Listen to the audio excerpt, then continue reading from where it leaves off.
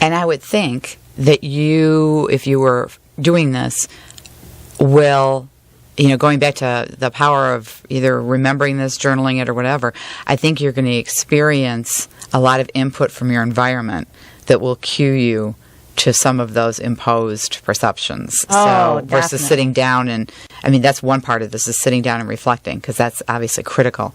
I think being almost hyper attuned to, that's interesting that they responded that way, and seeing, what that, or you run into an obstacle or roadblock, where you're told that you can't do something or that can't be done, and, and kind of going, wow, that's coming from out there. So that's probably part of this too, is how someone's perceiving me. You'll start to have a bigger awareness of everybody else's perceptions, and you do. I know what you're talking about. I've walked away going, well, that was just really interesting, and I didn't see it that way at all. Yeah. Here's an example. We talked about this. I said something on Facebook this last week that I guess nobody else was in my world to experience what I was experiencing at that moment, or anybody on Facebook. They weren't there to witness this. But I had a friend out of the blue call me I hadn't spoken to in 2 years, and I have all these new things I'm developing, I'm excited about, and it's scary at the same time, but it's that big excitement. And I'm feeling all this, and I post on Facebook. She called just to say, I'm your cheerleader, without even knowing what's going on in my life. How cool was that? The synchronicity was just awesome. The feedback was interesting, not from everybody. Some people got it. And those are the people that I think that are on that same frequency, that same wavelength, that I'm putting out there. So they're in that same spot as me.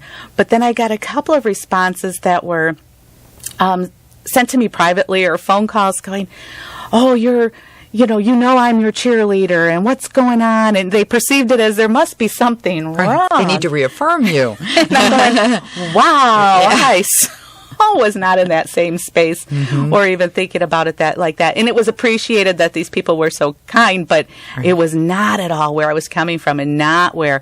So I did stop and ask myself, though, did I send out that energy that I needed somebody to reaffirm?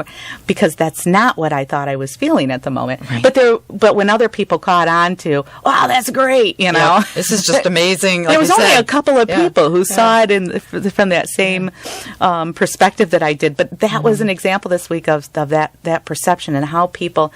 But what it also did was cue me into thinking about where people are perceiving their world at that time. And is this a reflection when people see things that way of their self-image and where they're seeing themselves at that moment?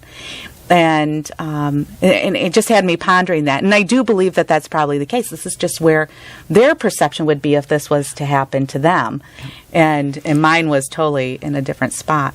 I think that something that just hit me was also the ability to kind of manage your ego in this process, because, and I'm using myself as an example, when you begin to identify maybe the direction you want to go in or something that has to be changed, there's a couple of things that I've experienced, and I know that we've talked about this and you've reinforced this, is that it reminds me a little bit of going through recovery. That's an extreme example, but where you need to change your whole playground.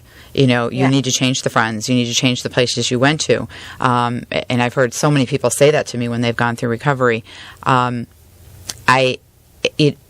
beginning to examine this, there may be some people who don't understand. There may be some people who actually push back, and there may be some other people that just kind of go along with you. Right. But it's part of this is going to be able to acknowledge too, this is my ego. Okay, some people, not everyone's going to like me, and that's okay. Yeah, that's all right, because I'm really going to like me more ultimately, and that's what's going to be really important. And that's something I feel like I've gotten so much better at, and it's not that I don't care. No, not at all. But you can just sit with it.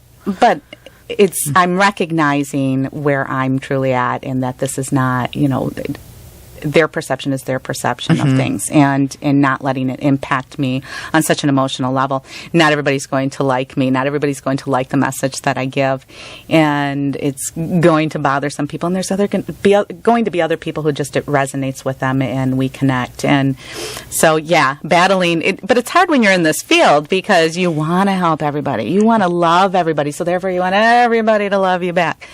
So. But I am getting the cue that it is time to go, and we have to wrap up our show this week. So we will have to come back to this. I know, Absolutely. it's crazy. Okay, so you can contact me at begin@marnieveran.com, MARNIV as in Victor, ERRAN. And thank you, Bridget Hassick, Thank you for coming again. And Loved you'll it. be here next week, will I'm you? looking forward Yes, to it. Absolutely. Fantastic. This is great. Okay, this is News Talk 1090 WKBZ, the Talk of Muskegon, Authentically Speaking with Marnie, and we'll see you next week.